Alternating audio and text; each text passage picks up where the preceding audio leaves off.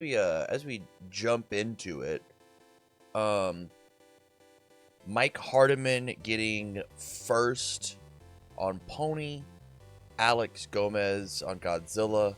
I'm officially gonna stop using last name. Daniel O on Godzilla versus Ismail F, I think, on Rodan. David D on Godzilla versus Alexandra P on Paul. Kevin G on Izuku Midoriya on the move. And Miguel G on Zeke Yeager War Chief. What are your thoughts as you just take a broad look at this top 8? What does this say to you? I mean, we as we already know, of course, Godzilla was the most represented character, and as you can kind of see, also some people that were buzzing online after we were done throughout the evening last night. This is the highest percentage that we've seen at least a character on the representation of a pie chart for quite a while, even for these international regionals. So I think that the idea here is what we kind of heard from people in chat and the people that are locals in Spain. I think there's a very high representation of a lot of players that represent Warning Team that brought this character that they think is just a tried and true and really good and easy to play and execute. And it's true, right? We have not seen Godzilla have a majority of the top cut here with 3 representations. Not 5 out of them, obviously, but it is a repeated character we have in this top cut compared to all these other one-ups for the other 5 slots. And that is very much what the pie chart told us, and this represents exactly kind of a direct reflection of that pie chart. Yeah, I think the name of the game here is just six-handers are king again. Wow. Six-handers Okay. all the way down. We got 2 Except sevens. And they did well, right? It was Mike at first and Ismail at 1, 2, 3, 4, 5, 6. I guess Ismail's 7th. So I guess not that incredible. Yeah, one in the top half, I think one in the bottom Yeah. half, and then you're right. I mean, it's 3 and 3 on the other side of those coins. And I think the other interesting part about this too, Tam, is I think it's easy to say, well, yeah, Godzilla was the most represented character. It should be the most represented character in top cuts as well. But we're going to actually see if that is just a success of a character that is good at getting you into a top cuts, or is it something where you can compete against these other spicy one-ofs that exist in the format? Because none of them are going to play each other until potentially top 4. Yeah. Will they actually make a finals appearance and maybe win the whole tournament? There are 3 chances here, more so than the other 1Xs that we see here. Of course, I think there's even a weird disparity, right? I think all the way down at the bottom, Kevin Gomez versus Miguel. These are 2 characters. We have the last regional winning character versus who people are saying is the boogeyman of this now new format, and they immediately have to duke it out in the beginning of the tournament. Some people would say that they would expect that to maybe be the finals. Yeah. And it's just not going to happen. It's going to happen this earlier on. I wouldn't be surprised if that's the stream match we get, honestly, Tam. Yeah, it's that or it's really exciting to see the Dark Horse Paul Phoenix be on. Yeah, but at absolutely. the same time, if you show Paul Phoenix, you show Godzilla, and it's possible that you have to show Godzilla literally for the entire top cuts. And so getting a little bit of diversity there might be the idea, might be the sauce. But let me go back to six-handers are king for a second. Because yeah, absolutely. It really does look like, and there's a singular one that's the outlier. Godzilla, Paul, Midoriya, 6-handers that pump stats in some really impactful way, specifically damage. If you falter on your defense at all, damage is king, and I'm gonna go crazy with it. Absolutely. From there, you look at what Zeke Yeager is doing, and that's not the story.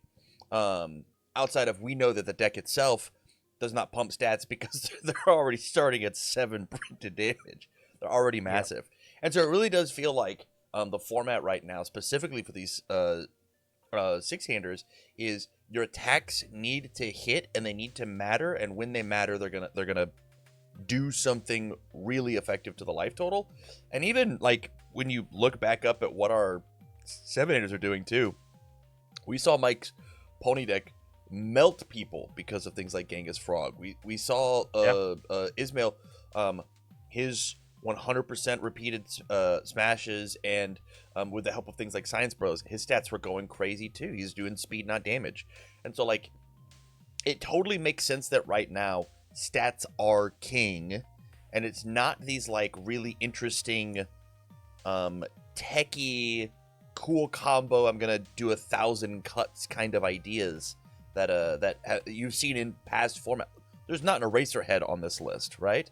Of like Yeah, somebody being really it's actually technical to play the game.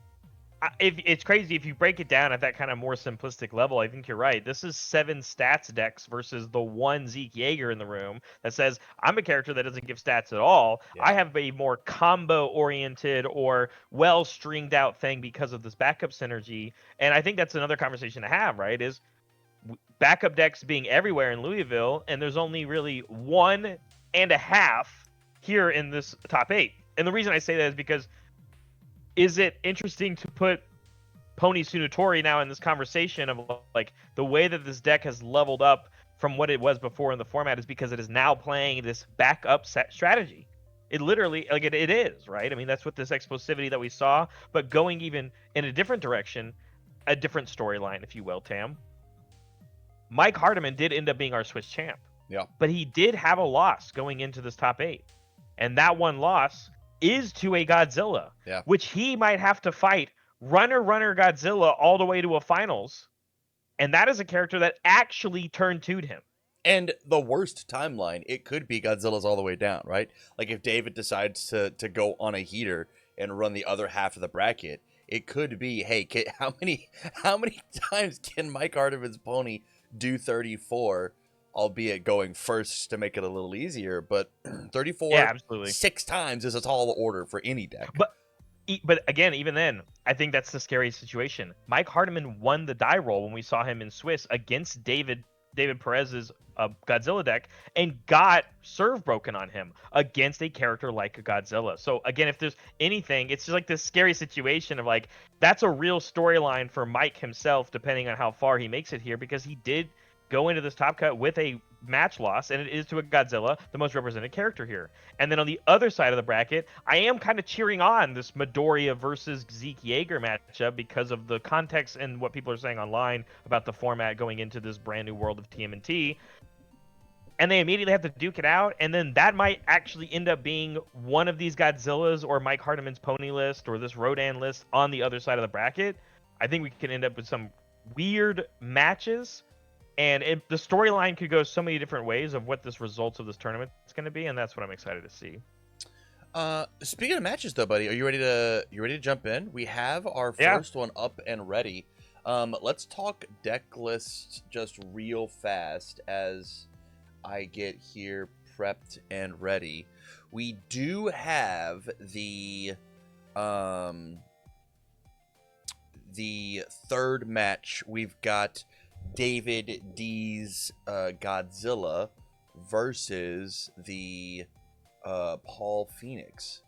Again, 2 6-hand size characters, absolutely ready to just slam face and go crazy. Talk to me a little about what David's deck, his Godzilla going into this, has got something a little bit different.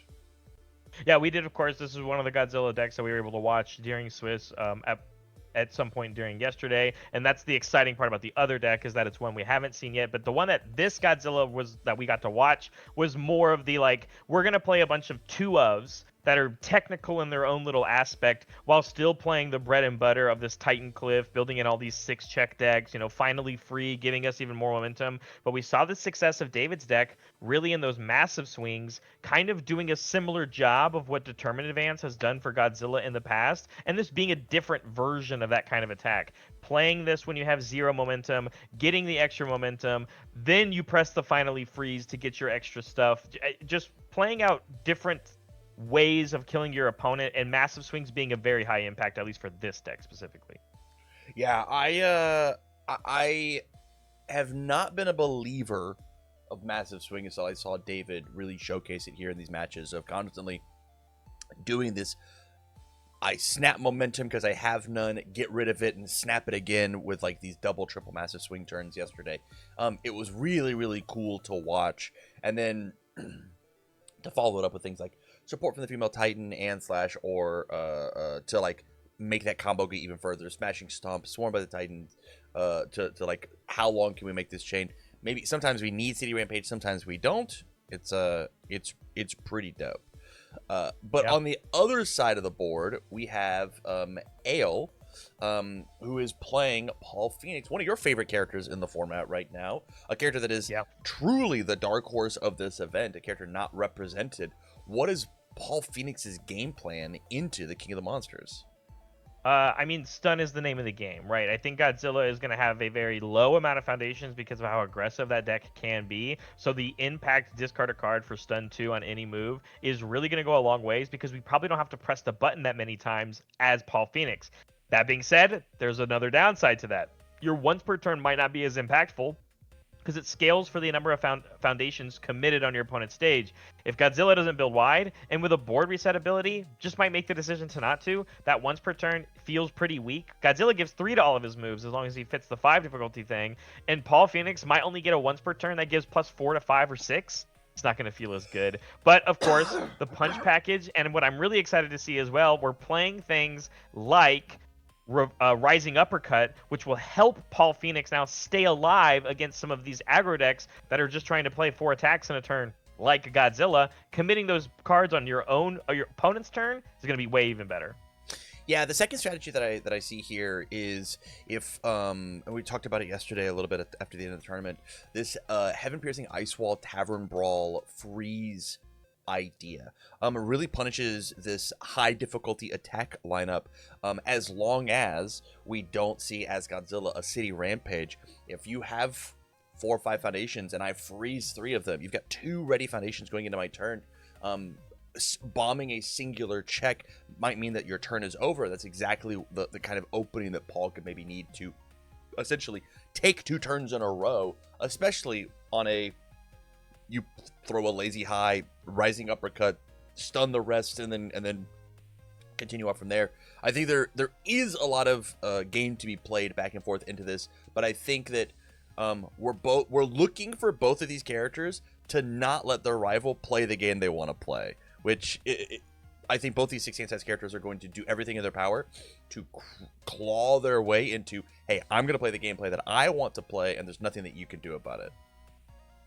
I'm only asking for one thing in this match, and I hope that Ale gives it to me, is I want to see a premier use of Cute Host Kodo, where we play out our entire hand offensively, we draw the 3 at the end of our turn, and those 3 cards being real meaningful defense against Godzilla. If it means you pull off 3 blocks because of those 3 cards you ripped off the top, I want to see the success of playing an action card like this in Paul Phoenix that allows you to say, I'm going to spend every resource offensively because I'm going to have these 3 random cards off the top because I believe in my deck. So I'm excited to hopefully see that happen. I dig it. I dig it. I dig it. I dig it. But we're going to go ahead and set ourselves up and jump into this game. Man, I'm really excited. I'm really, really excited. Today, because we are a little bit, because we're live, right? We are watching the broadcast We're along live with everybody else. There is no 1.5 speed. We're watching at the same pace as everybody else. So it was a whirlwind yesterday. Today it's gonna be a romp. It's gonna be totally chill. Yeah, a little more relaxing, a little more casual. I think it'll be a lot easier for us to talk with chat because, I mean, the reality is that we are now in Top Cuts, Tam. People get an hour and a half, and I think we're seeing a lot of characters, at least on this Top Cut, that aren't going to need the whole hour and a half, which means they're allowed to think a little bit more, right? Yeah. They get to make these calculated decisions. You've made the Top Cut. You really have to climb your way and figure out who's going to win this entire thing. I can't imagine how more intricate the decisions are going to be for more like of that Deku versus Zeke Yeager match, because it's going to be really weird watching 2 of these kind of combo decks play against each other. But that's not what we have. 2 6-handers. You said 6-hand size characters are king once again, Tam. So we've got game 1 coming in with David obviously on the play, being your second place out of Swiss. Yeah, I'm excited. I'm really, really excited. We are a little behind, so I can just like move this up Fast just forward a a little bit. smidge. I'll vamp too as while you're doing it live, and I have to go put some stuff away. But I bought a podcast mic. It's in the mail, so I'm excited Yeah, to hopefully upgrade my quality a little bit for everybody. I'm excited for it. Oh, Just I think because I think doing and having access to like make content like this, I would love to keep doing it at a very rapid pace. So of course we'll get a better mic for the people at home. I've got a prediction up. Who wins Godzilla versus Paul? Spend those beautiful channel points. Put your money where your mouth is. As we see cute host Koto coming down over on Paul's side. A very easy way to stabilize and kind of mitigate that issue of going second, right? Like, yes, the game gives us an extra foundation or extra resource, an extra card in our hand when we go second. But cute host Koto says, actually, here's 3 more over the low cost of playing this action as your first move. Yeah, we did check a 3, right? So we immediately had to commit Paul. So it looks like we kind of went first almost. But playing this 3 difficulty foundation into a 1, a 1, a 0. The foresight here being really good. Gives us a little peek, seeing how much more we can go. But it looks like there's probably a bad check on top. So even if we had another foundation, we just couldn't pass it. But the cute host is going to trigger drawing 3 more cards. So that if anything here, Tam, I'm hoping we maybe see a rising uppercut just because of how many cards we raw have access to going second here, playing that risky cute host. Maybe we can get some stun going on David's board on his own turn. I mean, that's the hope. But with Paul committed, it's going to be a little tougher to make that stun happen. Yeah. Yeah. Oh, yeah. You're right. My bad. Yeah. It's okay. I definitely it's okay. forgot. I was excited for it too. You were. Yeah. You're right. I totally forgot we checked that 3. So, but I think the other interesting part as well, we're not responding and becoming +1 hand size here on Godzilla's board right away, at least from what it looks. And we are already taking a look at the board state, figuring out, hey, is this a City Rampage turn? Do we even have a City Rampage? How many attacks are we actually going to be able to potentially sling here? But it looks like we are going to go for it. City Rampage for David, checks a 5 on it, means as long as we play at least like 2 or 3 attacks here, we're going to get a lot of mileage out of the City Rampage, especially only on 3 foundations. Yeah, and there's even more that we can do here because of the horrifying realization. Wow, Unfazed coming in, checks in 8 on this bad boy. I didn't know they made those ones. They don't, yeah, for sure. I rolled an 8 and on my it's D6. a block threat. So it feels like some pretty safe early damage, especially when it's for 11, when Paul Phoenix only has 29. Yeah, and even here, like, having the things like the uppercut, like, feels very good to block out things like this. But as you said, like, the on-block trigger of Unfazed saying that, like, we don't care, and Paul being committed because of that 3 saying that, like, I can't disrupt the turn. But it looks like the uppercut is going to come out either way. Saying this 5 high for 11 is actually just a 4. It gives it -1 speed because it's no longer ranged. And then I think the real question here is for Alejandra, are we going to do the drive and replay the idea? It looks like we are going to go for it here. Turns 1 foundation sideways. Seems to be that foresight. Not a lot of extra use out of that card. Don't think we're going to pay the remove cost. Goes for it on a 4. Checks a 3. Going to have to turn 1 more. But, I mean, luckily, one of these cards has a form ability on it. We turn that card sideways because we can't press it anyway. And now we are at least going to get a little bit of poke damage. And we're going to try and make it as much as we can, as we're going to commit for more stats here. And then we might even flip it over. Activating, I believe, Fist of the Ages. I think it's commit for +1/+1. Flip for +1/+1. Playable while committed. So now it's 6 high for 6 coming in. Stopping the Unfazed in its tracks, and then proceeding to smack Godzilla in the mouth for 6. Would have loved to have a stun 2 here. Yeah, absolutely. But I think we still got to be pretty happy about it. I think the biggest downside of Rising Uppercut, right, is that it's only for 4. And although we didn't have Paul Phoenix here to give it extra stun and potentially extra pumps, we still made it a 6 damage move, which is gonna help us chew through 34 for sure, right? Yeah. Especially when you're staring across like Broken Psyche. So like, there's just a world where we don't have enough stun on the first attack of our turn, keeps that Broken Psyche alive for the 1 extra enhance, and so you immediately lose value on some damage.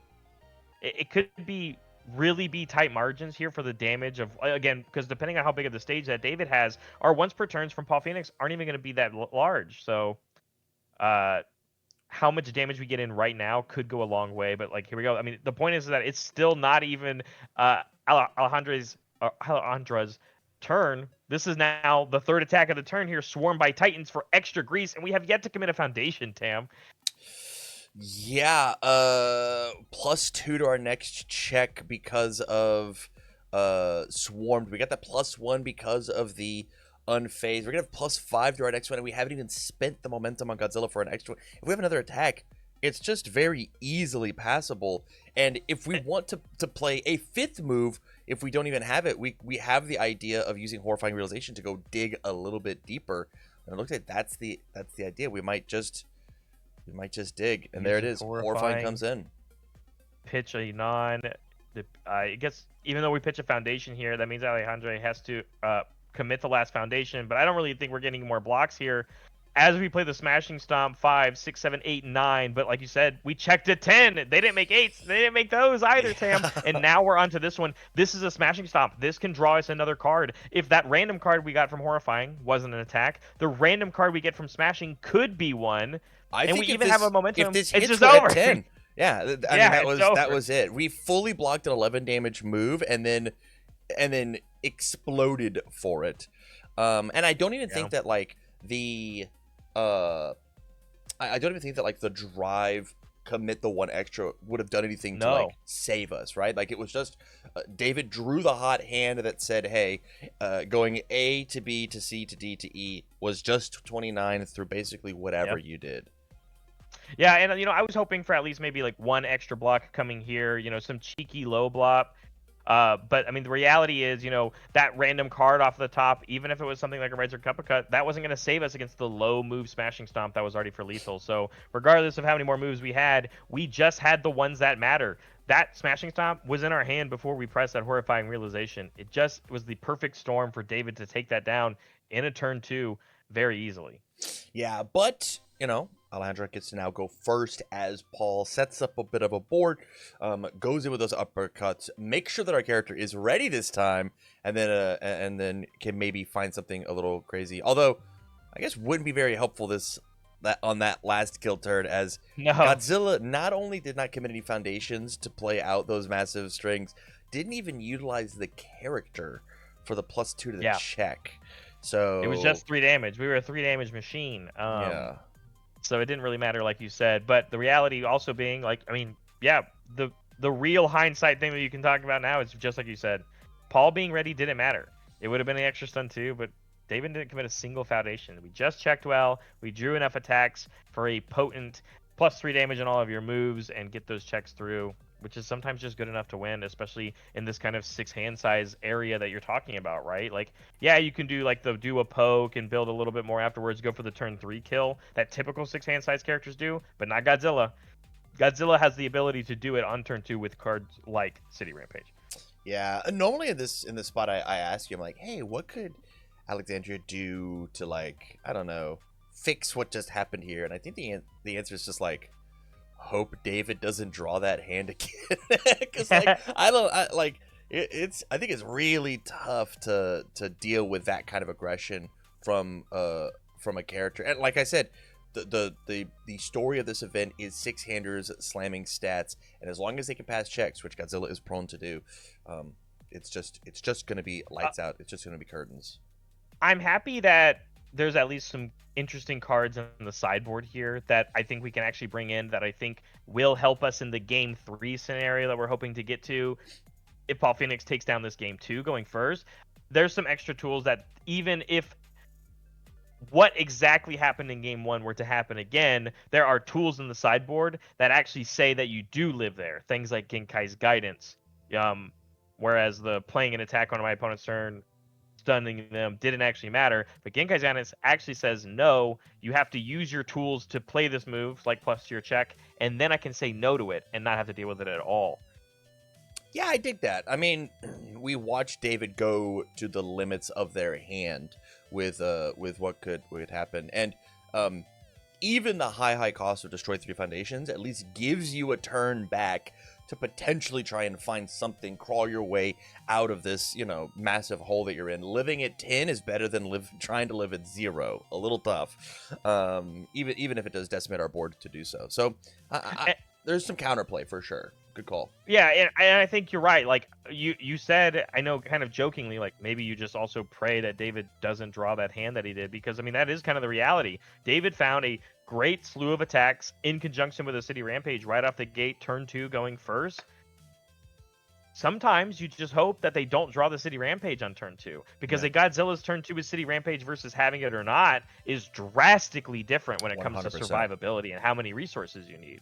Yeah, and at the same time, like, checking 2 3s there turns the whole board sideways, and maybe maybe says, excuse me, that the smashing stomp is less guaranteed, so maybe we don't go for the risk on the last one. Like there was a lot that had to go right for David to like confidently make that line rather than just coax in, walk into it. We checked a bunch of 6s, printed with a bunch of extra pluses. It was kind of that perfect storm. It's just even that idea too of like, at any point, if what just happened in game 1, if any part of that changes even a little bit, 1 less attack, checking a 3 on the City Rampage, it's not even about that the line necessarily would have still been lethal. It's that, would you have gone for it? Yeah. Would you have taken the risk based off of this other reaction that happens inside of the game? And that's what I think, we really can lean on if we make it to a game 3 here. But the reality is that we still got to make it through game 2 here. Paul Phoenix on the play, hoping to have a better stabilization and see what they can do on their own turn 2, at least when it comes to combating the board. Yeah, 34 is a big number, but if there's a character to do it, I think Paul can. So Barrett, why do you think that Godzilla came out in such a force at this event? Yeah, we had Teo, who's one of the locals and is a judge for the event right now. So shout out to the judge staff that's going and working very hard here in the top 8, even here on this the final day of the regional here in Alicante. And the reality is, he told us that the Godzilla Challenger decks in specifically, are very good tools for helping get their players into the competitive realm of UniVersus. And they have a lot of people representing the Warning team, which is their local team there in Spain.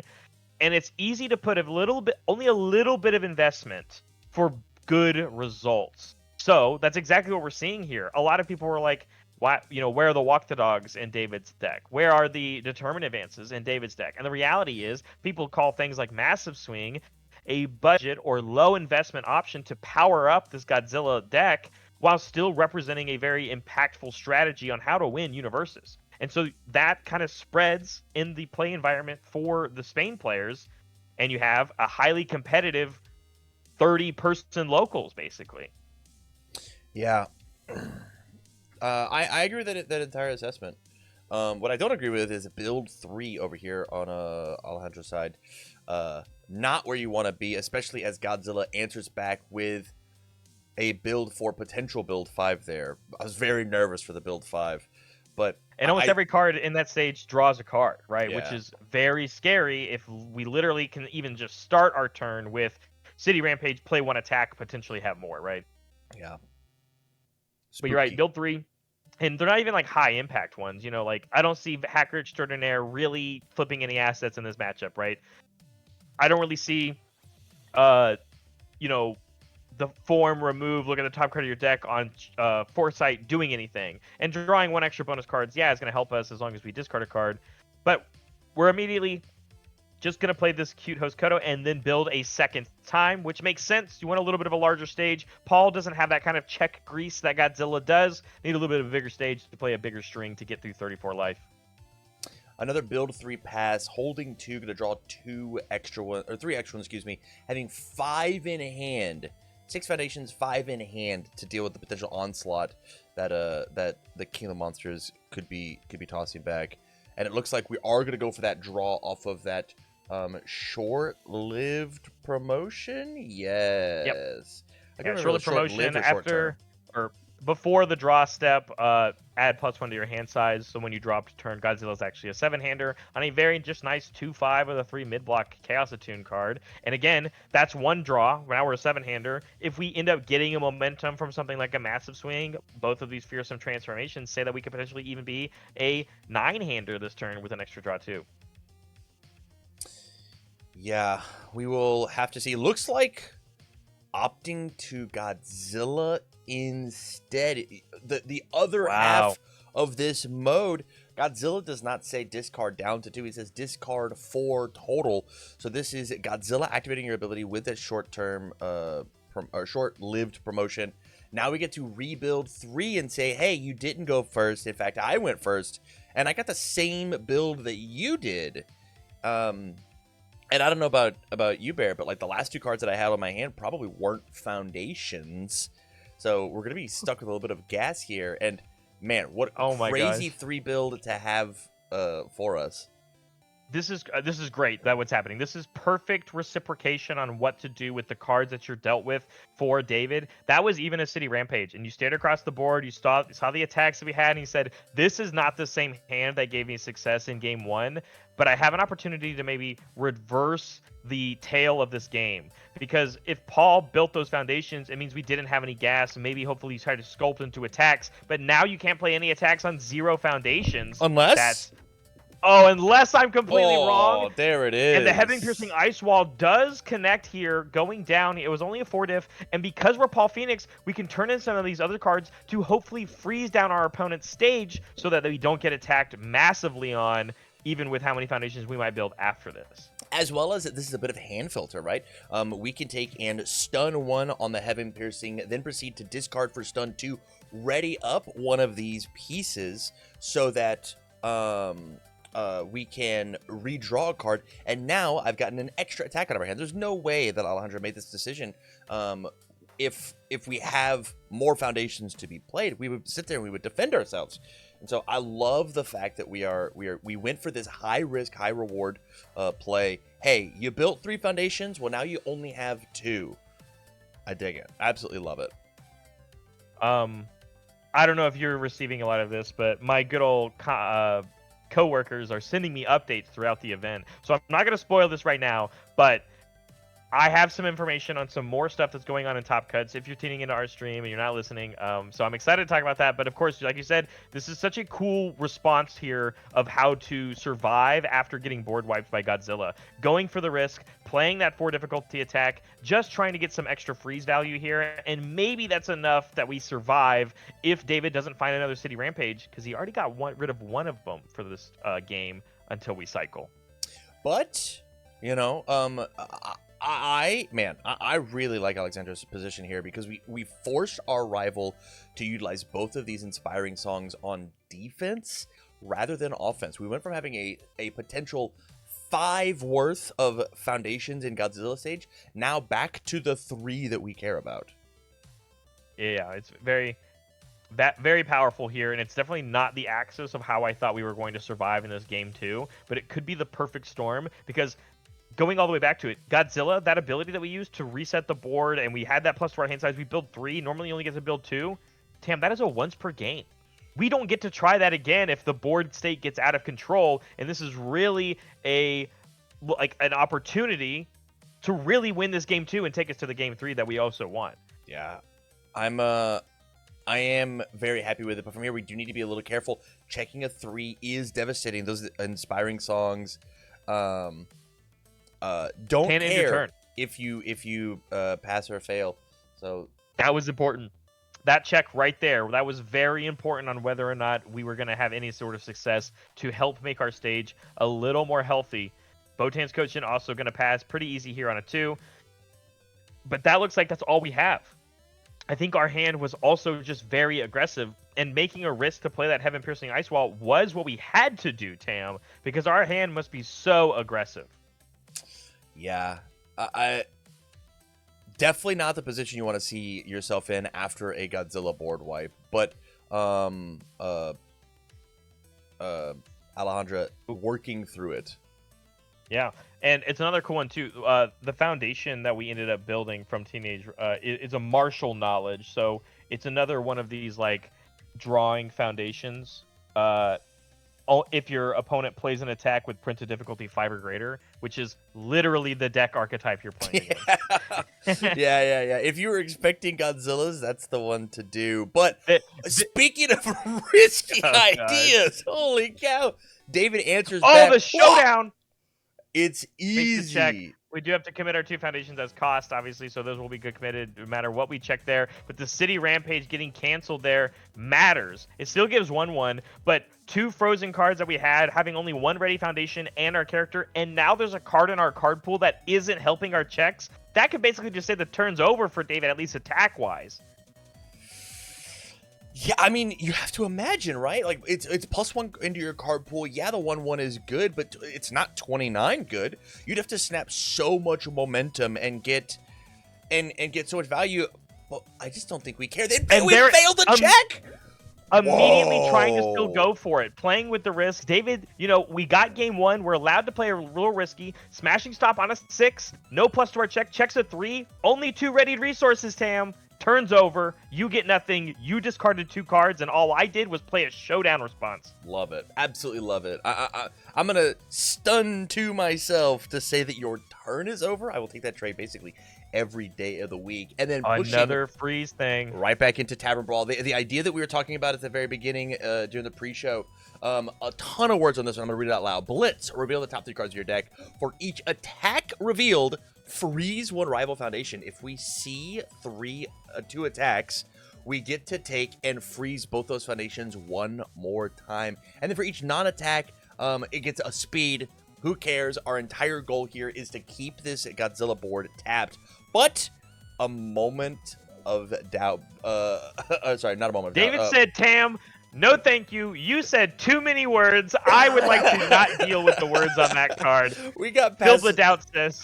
We saw the whole text Seal box the and went, attack. I ain't reading that. But another show! Oh, what's happening? We have to commit our 2 foundations. We have to play this on a 4. It checks. We canceled the filled with doubt. We said, nay, Tam. This card will have its card text. I must attempt to freeze potentially 3 of your foundations, or I don't think I can keep surviving, depending on what you keep drawing. We already did an impeccable showdown response to stop the second City Rampage of the game. If we can freeze down the rest of these foundations again, I think it's going to look very, very good. Yeah, this is a we only great. got the 1. It's tough that we only got the 1, but hey, having these committed foundations is the reason David failed their last turn. Godzilla needs foundations to play the game, and we are really punishing David for this restart, for this board wipe. Alejandro's saying, "Hey, how dare you take away my tools? Take away my toys. I'm gonna punish you to the utmost ability of my deck." It's sick. It's so cool. Yeah. The double actions that stay in our card pool cancellation here with Showdown, it's kind of crazy. I didn't bring up Showdown when I was talking about potential tools that Alejandra has in their sideboard, because as we said earlier for game 1, tapping 2 foundations as like a block response isn't going to be a reason why we survive game 2. Yeah. But what I didn't think about necessarily in the big picture of things was the double use of Showdown to cancel action cards that David's deck is so highly relying on, of trying to kill on low foundation counts. That means David might have eventually make a bigger stage, which is exactly what we want playing as Paul Phoenix. Man, Alejandro's now gone to not only having the life total lead, but now the stage size lead. Twice the amount of foundations available. I don't know how to say this. We have 4 and you only have 2 ready. Is what I'm trying to say. Yeah, here. at least for this, and also back on my turn, right? Because of that frozen card. It's going to get unfrozen, obviously, at the beginning of David's turn here. But again, I'm keeping track of things like City Rampage. 2 City Rampages already down in the discard pile, at least that we know of, means you have to build a stage, David, if you want to pass this kind of string of attacks. You don't have any momentum. We don't get to give plus to our checks. It's so dangerous to just sling a massive swing right now on a 5 and check another 3 potentially, and the turn just feels like it's over at that point. I I mean, feel even like we that, have to make a bigger stage. I think the best case scenario that we could have, like the best play that David could do, is let's risk this Titan Cliff, grab a 6 from my discard pile, and pop off. But that is begging for you to be rising uppercutted, go for the easy block there, commit up the rest of the stage, and say, hey, none of your turn mattered at all. So like I think that the hesitation here is we had choices of like what is the optimal play, and I think that we are trying to sit here and respect what Alejandro's Paul Phoenix deck has going for it. But as you said, massive size or massive swing coming in, momentum I think is going to be very important because our foundation base is lacking. It worked out. We played the massive swing. We checked the 5. We're going to get a momentum here, which means if we want to just either attempt to get more damage on the board, we have the access to the powerful 2 here on the massive swing, or the +2 to our check, meaning that these 2 ready resources that we started the turn with Tam, we took the risk, we checked the 5. Now we have a momentum, which means that these 2 foundations in my character card go a much further way, at least when it comes to dealing damage. Massive swing connects, knocking Paul Phoenix down to 20. And we're going to keep going unfazed on a 7, and we check a 6 on it, Tam. We also have a momentum for this if we want to potentially play the echoed version of it. This is for 10 damage. If we check the echoed copy, Tam, this is currently representing lethal. Very, very scary. And it looks like I think we're going to be going +2 to the check rather than the echo. I think that's the fair thing to do, especially if we have another either another copy of unfazed in hand, or even just a regular old attack. I think damage is damage at this point. 23 is a pretty large number, especially if we, as David, have figured out the game plan. How does Paul kill you? If I have a large stage, I can't lose. And it looks like there's the uppercut coming in. Yes, it's going to loop up the check a little bit, but we're going to have +3 damage. It's going to be a 7 damage move coming back across the table over on David's turn. I think we're finally going to see at least maybe a meaningful use here. You were already getting +2 to your check because of the momentum. I'm going to just hope that you don't have any more ways to get momentum, like another massive swing, which is what it could be. Unfazed giving us that extra plus to the check. I think it matters more full blocking the 7 damage move here, Tam, because 20 life is a lot harder to get through off of 0 momentum. And if we pass this rising uppercut, it means we're going to stun down that extra foundation. So that plus to your checks is only going to really matter for this next one. Probably not going to be able to pass another one unless it gives us a momentum.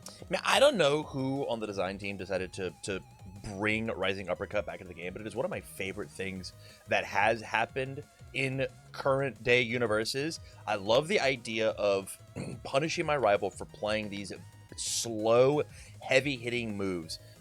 Stun out your board, represent damage, and showcasing characters that really have like fell out of favor. Paul Phoenix was not making any splashes, but a simple addition of a card like this is what is going to do it. You're you're emoting right now. Tell me why you're emoting. We discarded a Genkai's Guidance for the cost of Paul Phoenix to give this stun too. Like, I understand in the retrospect, or like the vision of like, this isn't an attack, I need to draw into attack cards, let me review this, or let me discard this to give the stun 2 to this Rising Uppercut. But that Genkai's Guidance could be the reason why we might have to survive. We're not blocking anymore, Tam. If it just goes into a crazy string, like Massive Swing, into a Swarmed by the Titans, into another Smashing Stomp, just because we check 6s or something, we could die here.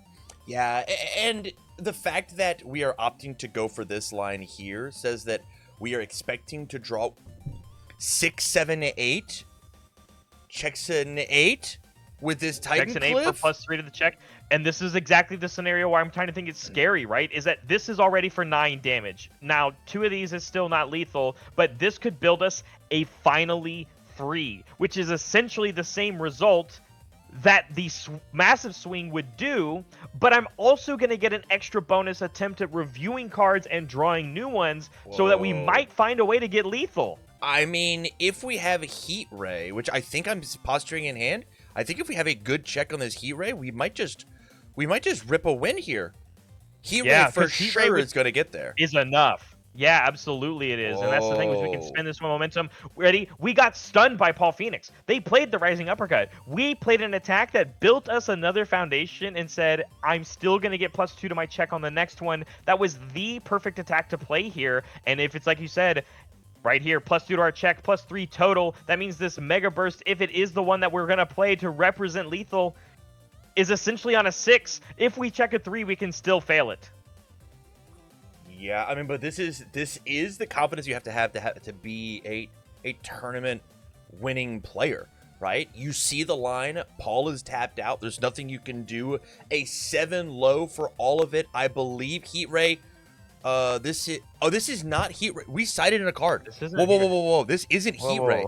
This is Channel Energy. Clear Blitz. all other cards from your card pool. This deck gets +2 damage for each card cleared this way, and we are done attacking. We have a reader, and the handshake comes out. We didn't need the Heat Ray. Obviously, we had a 5 diff to make it guaranteed. Check the 3, it doesn't matter. David Perez moves on, taking down the coolest character inside of this top 8, Alejandra Puerto. Congratulations to her. Wow, what a crazy game that was.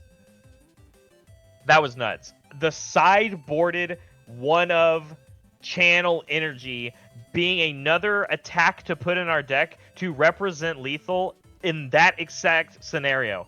And I think it even then, still, Tam, was a risky move.